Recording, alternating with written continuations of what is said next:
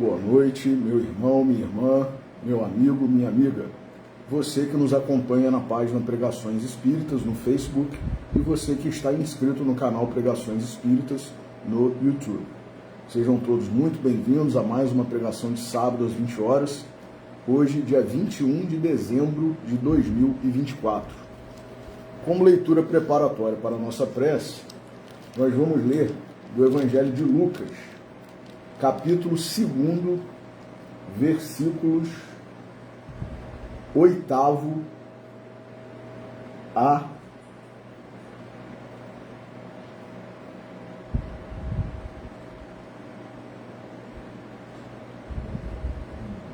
20, versículos 8º a 20. Capítulo 2, versículos 8º a 20. Na mesma região havia pastores que pernoitavam no campo e realizavam a vigília noturna do seu rebanho.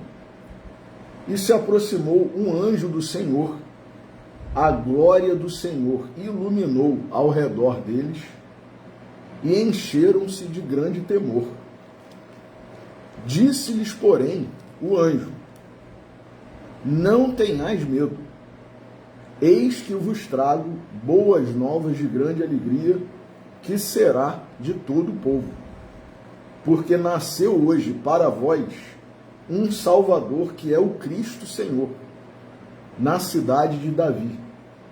Este é o sinal para vós: encontrareis um recém-nascido enfaixado e deitado numa manjedoura. E de repente, juntou-se ao anjo uma multidão do exército do céu, louvando a Deus e dizendo: glória a Deus nas alturas, paz sobre a terra, boa vontade para com os homens. Em algumas traduções está: paz na terra aos homens de boa vontade. Aqui no Novo Testamento, traduzido por Haroldo Dutra, está boa vontade, paz sobre a terra e boa vontade para com os homens. Ora, quando os anjos se afastaram deles, em direção ao céu, os pastores disseram entre si: percorramos até Belém e vejamos este acontecimento que o Senhor nos deu a conhecer. Foram apressados e finalmente encontraram não só Maria, mas também José e o recém-nascido, deitado na manjedoura. Após terem visto, divulgaram o que lhes fora dito a respeito da criança, e todos os que ouviram admiraram-se com o que lhes disseram os pastores. Maria, contudo, guardava todas estas coisas, refletindo em seu coração.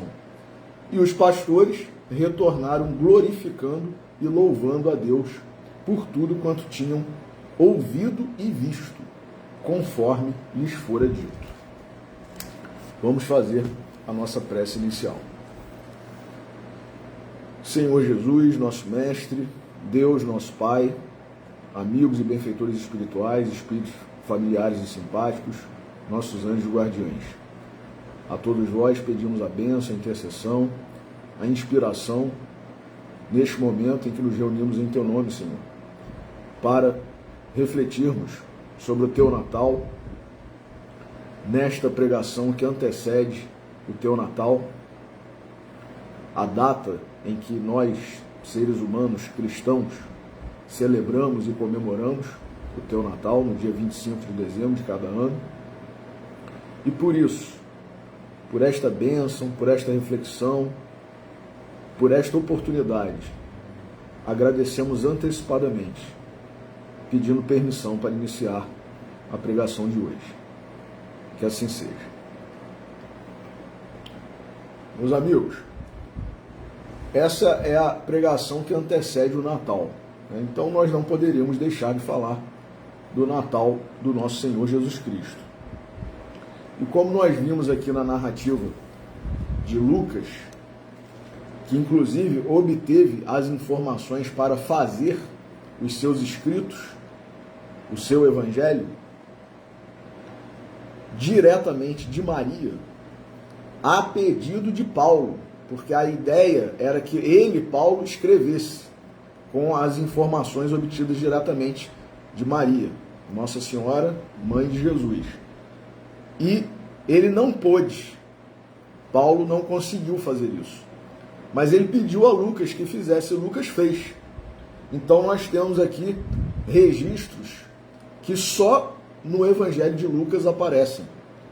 E é muito interessante, porque, por exemplo, essa questão da aparição ali do anjo e de toda essa milícia celestial, esse exército, né, de anjos que iluminaram a região ali onde os pastores estavam, falaram diretamente. Então foi fenômeno visual, foi fenômeno de audiência, clara audiência, fenômeno físico, enfim, uma efusão de mediunidade, de comunicação direta dos espíritos mais altos, mais elevados, para anunciarem ali, naquele momento, ó, é o Salvador, né, que está nascendo.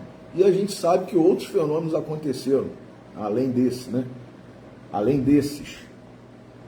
E é muito interessante, né? Porque eles falam, lógico, todo mundo, por mais que nós espíritas, saibamos, né, estudemos, ouçamos sobre mediunidade, muitos de nós somos médiuns, mas na hora que o fenômeno acontece, muitas vezes a gente, digamos, não se amedronta, alguns sim, né? É até engraçado, né? Um espírita ficar com medo, mas enfim, acontece. Mas surpreende-nos de certa forma, né? Espanta-nos muitas vezes, não causando temor, pavor, mas surpresa mesmo. Tanto que a própria Maria, quando recebeu a visita do anjo Gabriel, que lhe anunciou que ela seria mãe, né, do Messias, do Filho de Deus, ela se assustou, digamos assim, né? Porque aquilo ali é um fenômeno que ultrapassa, digamos, o nosso dia a dia ali, a nossa normalidade, o que a gente chama de vida, né, normal, comum. Embora a mediunidade não seja nada anormal, nada sobrenatural. Mas, enfim, causa-nos, né, aquela surpresa. Né? É um pouco diferente do que a gente está acostumado aqui, digamos, no terra a terra. Né? Mormente se tratando de espíritos muito elevados. Causa-nos emoções, né? A gente sentir a presença de um espírito elevado. Então, tudo isso aconteceu ali com aqueles pastores. E os anjos, né, lógico, sendo espíritos elevadíssimos, espíritos puros, eles não ouvidam, né, não se fazem de desentendidos em relação às nossas angústias, às nossas aflições.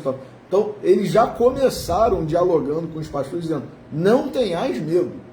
Então, vejamos, meus irmãos, olha o carinho da espiritualidade, né, a preocupação de proporcionar tudo de melhor para a gente, na medida do possível. Né? Então, esses fenômenos que aconteceram aqui por ocasião do nascimento de Jesus demonstram já o amor de Deus para conosco, né, o amor do próprio Cristo para conosco, e dessa gama, dessa pleiade de espíritos que esteve diretamente envolvida e está até hoje com Jesus para o nosso bem, a nossa salvação, a nossa redenção, o nosso aprimoramento. Então, é muito bacana, é muito interessante, é muito confortador saber de tudo isso. E Lucas, graças a Deus, né, fez essa maravilha de registrar para a posteridade todos esses acontecimentos. E aí, né, a gente vê aqui nesse trecho que a gente acabou de ler, menções à palavra glória, né, várias vezes. Vamos reler aqui o registro aqui de Lucas, né?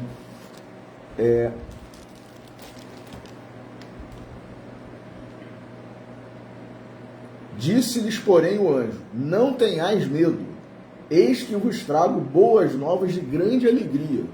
Então vejam também, espírito bom, espírito evoluído, espírito puro, superior, não fica trazendo notícia que vai nos amedrontar, vai nos deixar ansiosos, né, angustiados, nada disso, né?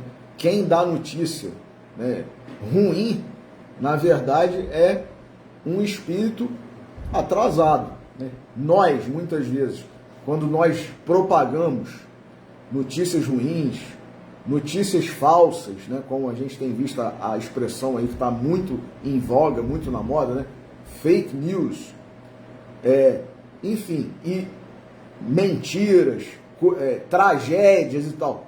Isso é sinônimo de quê? De atraso espiritual, de inferioridade. Uma pessoa, mesmo encarnada, mas que esteja numa condição moral, espiritual mais elevada, ela vai procurar propagar o bem, aquilo que asserena o nosso coração, aquilo que alimenta a nossa esperança, né? Aquilo que nos conforta, ou simplesmente que nos alegra, de uma maneira mais ou menos intensa. Então, foi exatamente isso que esses espíritos, já no grau de anjos, né, de angelitude, fizeram. E aí eles disseram: vos trago novas de grande alegria, que será de todo o povo. Ainda por cima, vocês não são privilegiados não, hein? Não é só para vocês, é para todo mundo. Então, esse sectarismo que é muito próprio de nós outros, esse separatismo, né, que às vezes a gente acha só as pessoas de uma determinada religião estão salvas, estão garantidas, ou têm, né, a benesse de receber a verdade, ou só de um determinado grupo, só de uma determinada instituição, só de uma determinada família. Nada disso é verdade. Todos nós estamos a um passo, se quisermos, da salvação, da redenção, da evolução, né, do progresso espiritual. Agora, por que uns conseguem e outros não? Porque esses que conseguiram fizeram o que tinham que fazer, trabalharam, quiseram, né, que foi o primeiro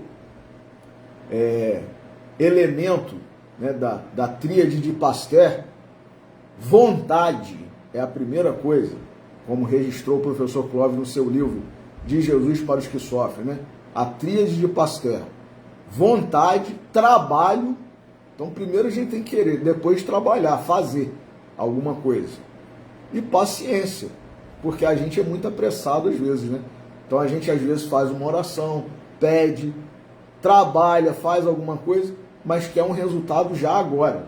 E às vezes o resultado, assim como Deus tem paciência para conosco, às vezes a gente faz alguma coisa errada e só daqui a 2, 3, 4, 5, 10 encarnações é que a gente vai se acertar com a lei, a gente também tem que esperar o resultado das boas ações com paciência, né? Senão, vira, como Glenda já registrou algumas vezes aí nas suas pregações, o que ela leu não sei se foi de Huberto Roden ou de Haroldo, enfim, agora eu não estou me lembrando, que é a tal da falazanga, né? É uma moeda de troca que a gente estabelece aí com a espiritualidade, com Deus.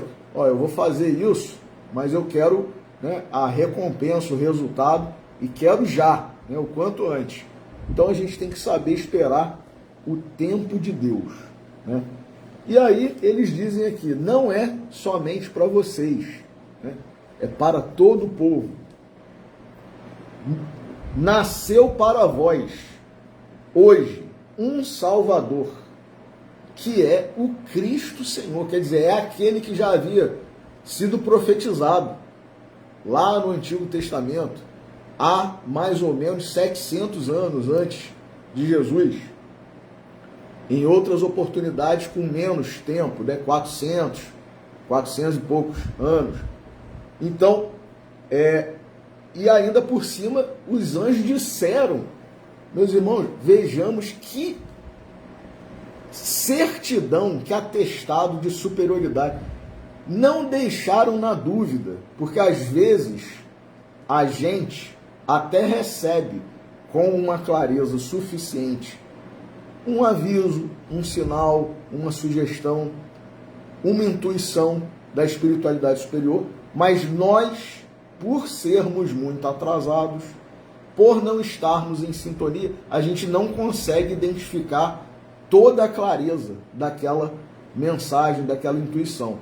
Nesse caso específico aqui do anúncio do nascimento de Jesus, os anjos não quiseram deixar dúvida nenhuma. Eles ainda disseram para os pastores: este é o sinal para vós, para vocês identificarem se é mesmo. Como hoje, né?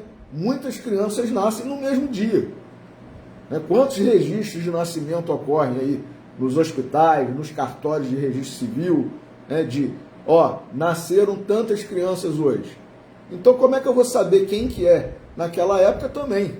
Ainda mais, né, que a gente sabe também, está narrado aqui no Evangelho de Lucas, foi feito um recenseamento, né, por ordem de César, que inclusive visava arrecadar mais, né? Vamos ver quanta gente tem aqui nessa região, e aí a gente pode cobrar mais imposto, não fica ninguém de fora aí sem pagar o imposto. Então essa fome de arrecadar não é só de agora não, desde os idos tempos, né? Que é algo que suscita assim, as maiores ideias, digamos assim, né, dos governantes e tal, para poder arrecadar mais. E aí, quantas pessoas não devem ter ido lá para as suas cidades, né, de origem, como José e Maria foram para Belém, e diversas pessoas estrangeiras e residentes de Belém deveriam estar ali na iminência de nascer o seu filhinho, a sua filhinha, né? E Maria foi exatamente uma dessas. Então, os anjos disseram: este é o sinal para vós, encontrareis um recém-nascido enfaixado e deitado numa manjedoura. Manjedoura, meus irmãos, para quem conheceu Rubens Fernandes Carneiro, o nosso querido e saudoso Rubinho, ele dizia, né, porque é uma palavra que aparece muito no Evangelho, né, no Novo Testamento, e nos escritos aí dos cristãos, né, que refletem sobre o nascimento de Jesus. Mas o que é isso? Essa palavra, né, bonita e tal, e que permeia os nossos pensamentos nesse período aí de celebração do Natal, ainda hoje, mais de 2024 anos passados do nascimento do nosso Senhor Jesus. O que é manjedoura? Como explicava Rubinho, é um coxo onde os animais comiam. Então, isso aí, esse sinal, não era algo comum, né? Quem tem um bebezinho que acaba de nascer, e em vez de colocar num bercinho, que inclusive muitos cristãos que já escreveram e que já falaram sobre o nascimento de Jesus, falam isso também, né? Escreveram: José, sendo um carpinteiro, não deve ter feito um bercinho para Jesus com todo carinho, com todo esmero, né? Aquele bercinho de madeira, lindo, super trabalhado, né? Uma verdadeira obra de arte e de amor, para receber o seu filho, né? Lógico que ele fez, mas ele teve que se ausentar da sua cidade, né, da sua casa, para poder cumprir a ordenação lá do recenseamento. Então, todo mundo, era costume, era tradição, colocar o bebezinho recém-nascido num coxo? Não. Foi aí que os anjos disseram: vocês vão encontrar um recém-nascido envolvido em faixas, num coxo, numa manjedoura. Manjedoura, né? Lá do francês, do italiano, né? Mangiare, manjar, e comer, ou seja, lugar de comer, né? Coxo dos animais. E aí, logo assim eles disseram isso, veio aquela multidão de anjos, dizendo, né, hosanas, né, louvando a Deus, dizendo glória a Deus nas alturas e paz na terra e boa vontade para com os homens, ou paz na terra aos homens de boa vontade. Então, essa questão, e depois aqui mais à frente também desse trecho, eles falam que os pastores foram, depois de terem testemunhado tudo aquilo que eles ouviram dos anjos, eles foram divulgando aquilo. E as pessoas que ouviam admiravam-se com o que os pastores lhes diziam. E aí, diz aqui no versículo 20 do capítulo 2, e os pastores retornaram glorificando e louvando a Deus. Então, essa questão de glorificar e louvar, o próprio Espírito Superior dá uma demonstração disso, e os que estão em sintonia, em condições, né, de alcançar a grandeza desse acontecimento, honrando o primeiro mandamento, né, amarás o teu Deus de todo o teu coração, de toda a tua alma, de todo o teu entendimento, de todo o teu espírito, com todas as tuas forças, que inclusive é isso aqui, ó, dinheiro, segundo a explicação de Haroldo Dutra, que é entendido, né, conhecedor profundo de tudo que envolve o judaísmo, do grego, do hebraico, do aramaico e ainda por cima, juiz de direito. Então, nós hoje, em pleno ano 2024, a gente sabe que, por exemplo, a questão de direito hereditário aí, né, tem muita gente que acha que a pessoa morreu, as dívidas acabaram. Não é verdade, né? Os herdeiros, eles herdam os bônus e os ônus daquele que faleceu. E aí, uma pessoa às vezes pode perguntar assim, uai, mas os filhos herdam as dívidas dos pais? Sim, até o limite das forças da herança. O que é isso? Está lá no código. Até o limite das forças da herança.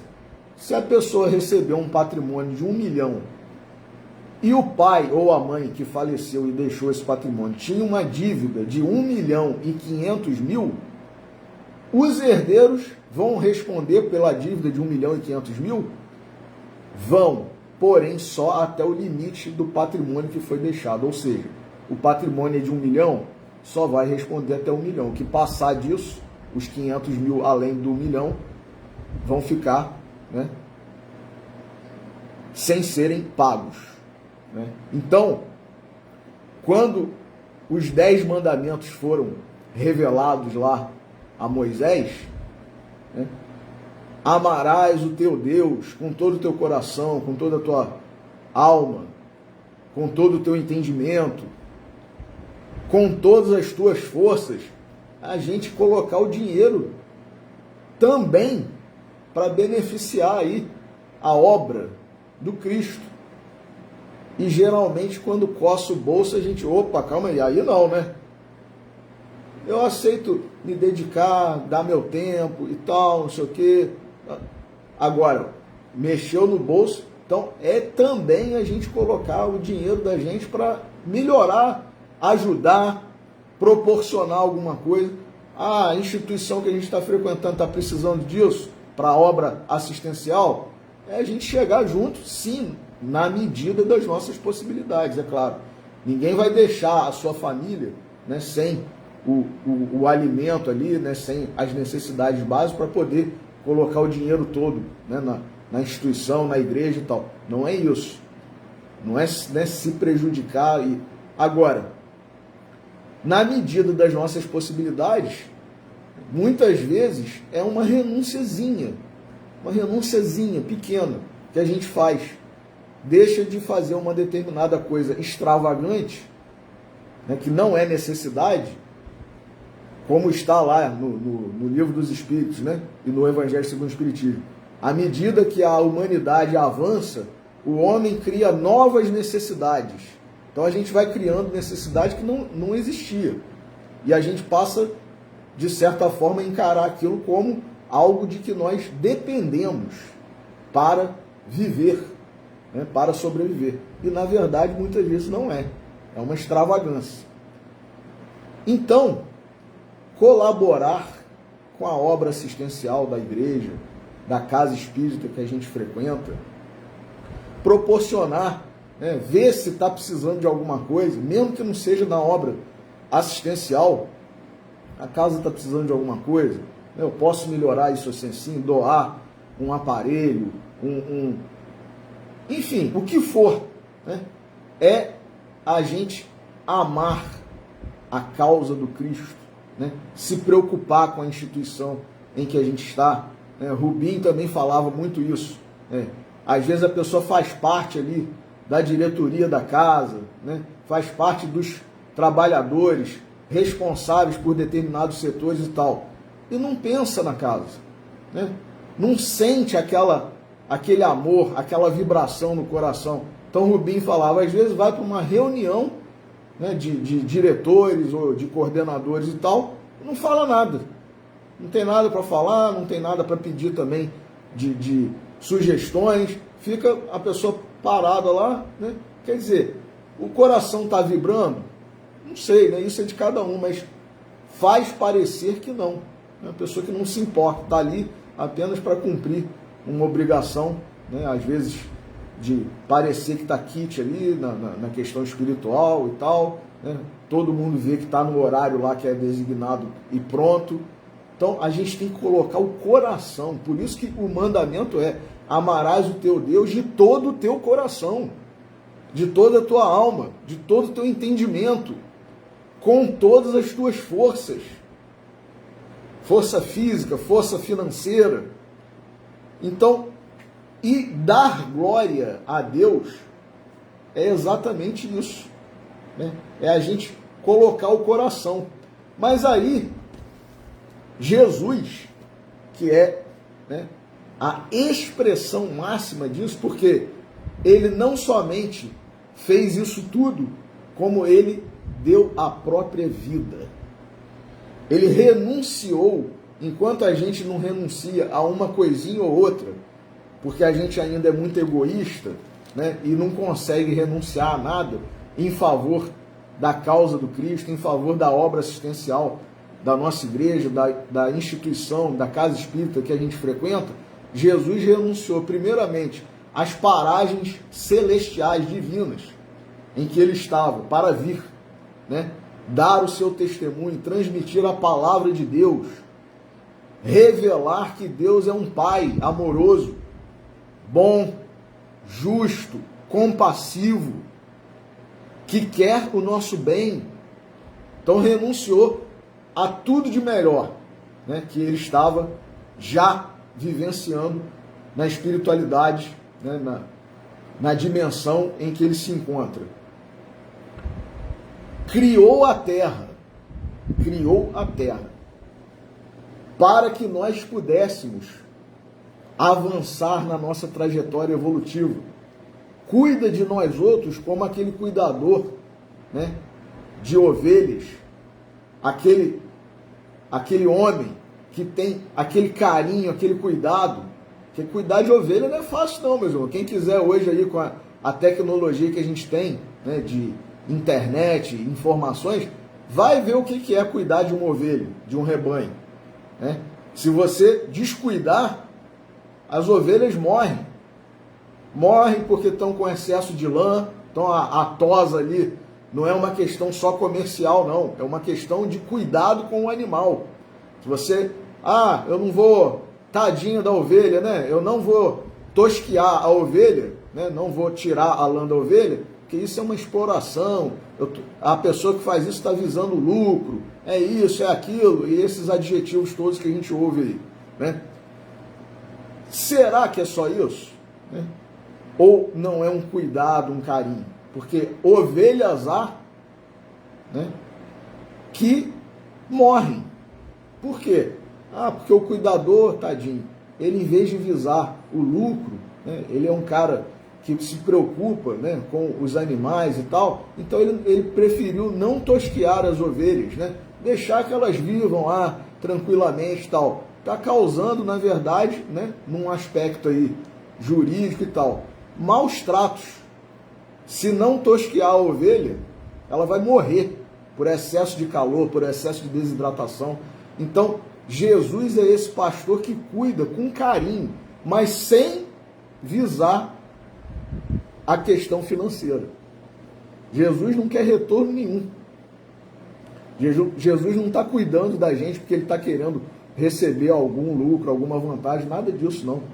Ele está renunciando a tudo que ele já tem, tudo que ele já vivencia, como o Filho do Homem, a representação de Deus, o Verbo que se fez carne, para ficar, né?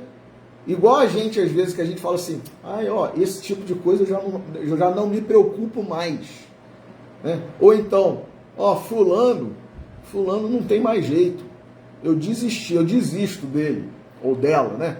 Às vezes é um parente nosso mais difícil, né? Um aluno, né? Esse aí não tem jeito não, esse aí está reprovado. Né? Agora, né? E aí a gente que é espírito, ainda por cima, fala assim, esse aí ou essa aí só na próxima encarnação, ou só numa próxima encarnação. Então a gente desiste, né, das pessoas. Jesus não. Jesus não desiste da gente. Nunca desistiu, não desiste e não desistirá. Ele está aí, né, para nos ajudar, para nos salvar. E o grau de renúncia dele, meus irmãos, não foi só a essas pequenas coisas que a gente pode renunciar muitas vezes e não renuncia. Renunciou ao lugar onde estava. Encarnou, né, num corpo de carne, num mundo de provas e expiações. Um espírito, para se comunicar através de um médium, sendo um espírito elevado, um espírito superior, ele já sofre um pouco. Porque a gente é tão atrasado ainda que para proporcionar a comunicação ali, o espírito ele tem que se adequar, né, a essa vibração baixa do nosso corpo, da nossa mente. Por mais que nós consigamos elevar momentaneamente a nossa sintonia, né, a nossa vibração, o nosso sentimento, mas para o espírito elevado mesmo, isso é um sacrifício. Imaginemos Jesus ter que vir para um mundo como o nosso e encarnar num corpo de carne, próprio a esse orbe em que nós estamos. E ainda por cima, não foi só isso, porque ele se deixou imolar.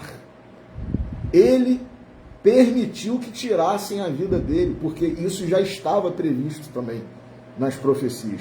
E ele disse, eu não vim descumprir a lei. Eu não vim descumprir a lei. Ele podia? Podia. Ele podia. Mas vejamos a obediência de um espírito, né, da ordem de Jesus Cristo, que mesmo tendo autoridade, porque Deus quando deu, né, o poder ali para Jesus criar o nosso planeta, Jesus podia ter criado do jeito que ele quisesse. Jesus tem autoridade para dar sugestões. Porque, como está no Livro dos Espíritos e no Evangelho segundo o Espiritismo, os ministros de Deus, eles executam a vontade do Pai, mas eles têm liberdade. Eu vou criar dessa forma, daquela e tal, vou organizar desse jeito ou daquele e tal. Jesus seguiu exatamente o que Deus havia traçado, né? Então, o grau de renúncia, de obediência de Jesus é algo que a gente não consegue compreender. Mas, né? Então, falando dessa questão de obediência, glória ao nosso Pai, se a gente for no capítulo 15 do Evangelho de João, né? Jesus, num dado momento ali, já se despedindo dos discípulos, logo após a última ceia ali, conversando, ele fala assim,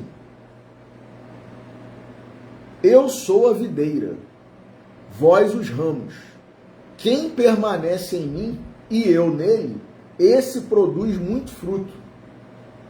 Porque sem mim não pode produzir nada. Então, quer dizer, tudo de bom que a gente produz, que a gente faz, que a gente elabora, que a gente executa, na verdade é com a graça e a permissão do nosso Senhor Jesus. Paulo conseguiu alcançar esse nível de entendimento. Por isso ele falou: a quem glória, glória. A quem tributo, tributo. A quem honra, honra. Então, tudo de bom que a gente faz é fruto do amor de Jesus. É com a permissão de Jesus e de Deus. Jesus como nosso, pastor, o nosso cuidador, o nosso amigo, o nosso mestre, o nosso salvador, aquele que quer que nós executemos boas obras. E Deus, que é representado por Jesus. Então, por isso que Paulo falou: a quem glória, glória. A quem tributo, tributo. A quem honra, honra. A quem temor, temor. Então, quando a gente faz coisas boas, a gente não deve ficar vaidoso, não. Você viu o que eu fiz? Viu, fulano? Não, isso aí, a glória é de Deus. A glória é de Jesus. Então, a gente tem que começar a trabalhar essa humildade, para poder entender que tudo de bom que acontece é proveniente de Deus e de Jesus. O mal é que é proveniente de nós outros, quando nós somos desobedientes, rebeldes. Mas o bom, a gente é instrumento do poder, do amor de Deus e de Jesus. Então, Jesus falou aqui: eu sou a videira, vós os ramos. Quem permanece em mim e eu nele, esse produz muito fruto, porque sem mim não pode produzir nada. Se alguém não permanece em mim, é lançado fora como ramo. Seca, recolhem-no, lançam-no no fogo e ele queima. Então, quer dizer, quando a gente fica naquela preguicinha, quando a gente fica naquela mesmice ao longo de várias encarnações, a vida toda, o que acontece? O que é isso? É lançado fora e queima. A gente vai começar a sofrer, meus irmãos, porque a nossa essência é divina. Nós fomos criados para o bem. Quando a gente contraria essa natureza, essa essência, a ordem natural das coisas, o que acontece? A gente sofre. Mas não é porque Deus vai castigar, não. A gente sofre porque a gente está se violentando. A gente não está seguindo o destino para o qual nós fomos criados. Então queima. Lógico, queima, sofre, fica com a consciência pesada, angústia no coração. Se permanecerdes em mim e as minhas palavras permanecerem em vós, pedireis o que quiserdes. Jesus falando isso. E vos acontecerá. Nisto, olha aí, nisto foi glorificado o Pai, meu Pai, para que estejais produzindo muito fruto e vos torneis meus discípulos. Meus irmãos, olha que maravilha. Quando a gente procura cumprir, as exortações de Jesus, automaticamente a gente está cumprindo o primeiro mandamento. E quando a gente não cumpre as exortações de Jesus, a gente está descumprindo o primeiro mandamento e muitos outros, Porque o primeiro é apenas o primeiro, mas que engloba, como Jesus próprio falou, toda a lei e os profetas estão resumidos neste mandamento, que é o primeiro: amarás o teu Deus, de todo o teu coração, todo o teu entendimento, todo o teu espírito, toda a tua alma, com todas as tuas forças. E o segundo, que é semelhante ao primeiro: amarás o teu próximo como a ti mesmo. Toda a lei e os profetas estão contidos nestes 2 mandamentos. Quando a gente descumpre, a gente está descumprindo tudo. Não é só um pedacinho, não é só aquilo, essa frase que Jesus falou, essa exortação. Não, é tudo. E aí ele fala, Jesus: e vos torneis meus discípulos. Então a gente é cristão, como está lá no Evangelho segundo o Espiritismo. Sois cristãos? Isso basta. Sede cristãos. Então a gente tem que ser de verdade, né? Nisto foi glorificado meu Pai, para que estejais produzindo muito fruto e vos torneis meus discípulos. Assim como o Pai me amou, eu também vos amei. Vejamos que o amor de Jesus para conosco é semelhante ao amor de Deus. Por isso Jesus é a representação de Deus. A gente não consegue conceber um amor como o de Jesus. A nossa expressão de amor é muito atrasada, é muito inferior. Muitas vezes a gente fala até, né? Ah, eu amo fulano e tal. Será? A primeira contrariedadezinha, a primeira decepção, opa, não amo mais. E às vezes, não somente deixa de ser amor, como passa a ser ódio, né? Que é um adoecimento, né? Uma degeneração desse sentimento divino, que é o amor. Assim como o Pai me amou, eu também vos amei. Permanecei no meu amor. Se observardes os meus mandamentos, permanecereis no meu amor. Então, como que a gente permanece no amor de Jesus? Como que a gente está próximo de Jesus? Se a gente observar os mandamentos, as exortações dele. E aí, automaticamente, a gente vai estar a cumprir os mandamentos de Deus. Se observardes os meus mandamentos, permanecereis no meu amor, assim como eu tenho observado os mandamentos do meu Pai. Olha aí, o que eu acabei de falar. Se a gente observa os mandamentos de Jesus, as exortações de Jesus, a gente automaticamente está observando os mandamentos de Deus, porque ele está a observar os mandamentos de Deus. Que ameis uns aos outros. Pulei aqui. Tenho-vos falado essas coisas para que a minha alegria esteja em vós. Que alegria? A alegria da comunhão com Deus. Que a alegria não é isso que a gente acha, não. Ah, comprei um carro, comprei uma casa, comprei uma camisa, comprei um sapato, comprei um relógio, comprei um perfume, comprei isso, comprei aquilo. A gente acha que a alegria é isso, né? E ainda fica disputando com o vizinho, com o parente, com o amigo, com o conhecido e tal. O meu é mais bonito que o dele. O meu é mais caro que o dele e tal. O meu, a minha casa, o meu apartamento, eu não sei onde. Não é nada disso. A alegria é a comunhão com Deus, a comunhão, e para nós outros, a comunhão com Jesus. Numa primeira escala, né? Num primeiro momento. E aí sim, né? Se observardes os meus mandamentos, permanecereis no meu amor, assim como eu tenho observado os mandamentos do meu Pai, e permaneço no seu amor. Tenho-vos falado essas coisas para que a minha alegria esteja em vós, e a vossa alegria se cumpra. Olha aí. Qual que é a nossa alegria? É a alegria de Jesus. Agora, a gente consegue esse grau, esse nível, esse patamar de alegria verdadeira, espiritual? Este é o meu mandamento, que ameis uns aos outros, como eu vos amei. Ninguém tem maior amor do que este, ter alguém entregado a sua vida por amor. Quem fez isso? Jesus. Entregou sua vida por amor a nós. E a gente faz isso?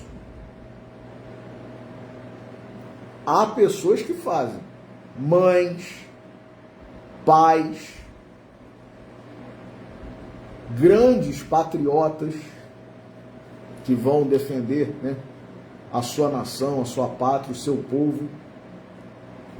E hoje a gente está em pleno 2024 vendo países em situação de guerra. Né? Triste isso. Né? Triste isso. Mas muitas vezes é daí que saem heróis, né? Grandes exemplos de renúncia, né? e tudo mais. Então Jesus disse aqui, ó, ninguém tem maior amor do que este, ter alguém entregado a sua vida por amor. Vós sois meus amigos, se fazeis o que eu vos ordeno. Então a gente é o que de Jesus? Amigo? Seguidor? Inimigo? Inimigo? Adulterador? Detrator? O que a gente é? Amigo? Discípulo? Aí ele fala, não mais vos chamo de servos, porque o servo não sabe o que faz o seu senhor. Vos chamo de amigos, porque todas as coisas que ouvi do meu Pai, vos dei a conhecer. Vós não me escolhestes, eu vos escolhi, e vos constituí para que partais e produzais fruto, e o vosso fruto permaneça, a fim de que aquilo que pedirdes ao meu Pai em meu nome, ele vos dê. Essas coisas ordeno a vós, que vos ameis uns aos outros. Então, meus irmãos, vejamos a importância de nós seguirmos as exortações de Jesus. Essas coisas vos ordeno. A gente tem obedecido? A gente tem seguido as ordens de Jesus? Então, apenas para ajudar a nossa reflexão sobre o que é o Natal de Jesus para nós outros. Ou, como diria Vinícius, no seu livro, Nas Pegadas do Mestre. Jesus nasceu? Onde? Quando? Porque muitas vezes a gente está celebrando o Natal ano após ano, mas Jesus não nasceu no nosso coração ainda. A gente fala, né, a gente até lembra, né, faz uma oração e tal, mas durante os 365 dias do ano seguinte, a gente permanece a mesma coisa, não melhora nada, não renuncia a nada, não se esforça em nada. Então, Emmanuel, no livro Fonte Viva, psicografado por Chico Xavier, no capítulo 45, ele diz assim, somente assim, nisto é glorificado meu Pai, que deis muito fruto, e assim sereis meus discípulos. Isso está em João, nesse capítulo 15 que nós lemos, no versículo 8º. Então, somente assim. Em nossas aflições, o Pai é invocado. Nas alegrias, é adorado. Na noite tempestuosa, é sempre esperado, com ânsia. No dia festivo, é reverenciado solenemente. Louvado pelos filhos reconhecidos e olvidado pelos ingratos. O Pai dá sempre, espalhando as bênçãos de sua bondade infinita entre bons e maus, justos e injustos. Ensina o verme a rastejar, o arbusto a desenvolver-se e o homem a raciocinar. Ninguém duvide, porém, quanto à expectativa do Supremo Senhor a nosso respeito. De existência em existência, ajuda-nos a crescer e a servi-lo, para que um dia nos integremos vitoriosos em seu divino amor e possamos glorificá-lo. Então, olha a questão de nós termos necessidade de seguir o que Jesus nos exortou a fazer, o que Jesus nos ordenou, para que nós consigamos essa comunhão com Deus. E aí sim, assim glorificá-lo. Então vou repetir aqui esse parágrafo que eu acabei de ler.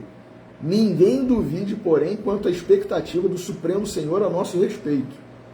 De existência em existência, ajuda-nos a crescer e a servi-lo, para que um dia integremos vitoriosos em seu divino amor e possamos glorificá-lo. Nunca chegaremos, contudo, diz Emmanuel, a semelhante condição, simplesmente em razão dos 1000 modos de coloração brilhante dos nossos sentimentos e raciocínios.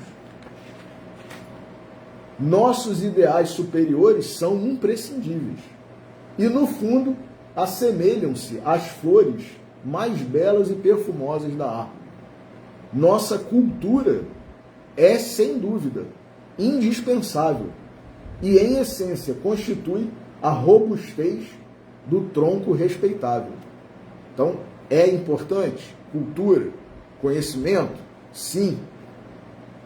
É importante o ideal superior? Sim. Nossas aspirações elevadas são preciosas e necessárias e representam as folhas vivas e promissoras. Todos esses requisitos são imperativos da colheita. Assim também ocorre nos domínios da alma. Somente é possível glorificar o Pai quando nos abrimos aos seus decretos de amor universal. Decreto é uma lei de iniciativa do soberano, da autoridade, máxima, governamental. Somente é possível glorificar o Pai quando nos abrimos aos seus decretos de amor universal, produzindo para o bem eterno. Por isso mesmo, o Mestre foi claro em sua afirmação, que nossa atividade dentro da vida produza muito fruto de paz e sabedoria, amor e esperança, fé e alegria, justiça e misericórdia, em trabalho pessoal digno e constante, porquanto somente assim o Pai será por nós glorificado, e só nessa condição seremos discípulos do Mestre crucificado e redivivo. Então, meus irmãos, olha que importância, da gente seguir as exortações de Jesus, e agora, diante desse texto maravilhoso de Emmanuel, essas exortações de Emmanuel. Então, que a gente possa não somente celebrar mais uma vez nesse ano de 2024 o Natal do nosso Senhor Jesus Cristo, como a gente já tem feito há vários anos nessa encarnação e há centenas, milhares de anos ao longo da nossa trajetória. Que a partir de hoje, a partir desse Natal, haja uma mudança verdadeira, que Jesus possa de fato nascer nos nossos corações, que a gente possa dar uma guinada, não como, por exemplo, um Paulo de Tarso, uma Maria de Magdala, um Pedro e tantos outros, porque a gente ainda não está nessa condição, mas a gente já está na condição de dar alguma guinada, de renunciar a algumas coisas, de se esforçar verdadeiramente para tentar ser um discípulo de Jesus. E aí, para finalizar a nossa reflexão, um poema do nosso querido Simão, intitulado Natal, que diz assim: Natal é renascimento para quem quer renascer. É o dia, o momento de curvar-se e agradecer. Olhar o santo menino na palha da humildade é sentir o amor divino chegando à humanidade. Faz-se luz na estrebaria, cantam hinos de louvor. Nasceu a paz e alegria na presença do Senhor. Esperança, meu irmão, é a hora da mudança. Ofereça o coração a quem vem como criança. Que maravilha, hein? Feliz Natal para vocês, para você que me acompanha, que me segue.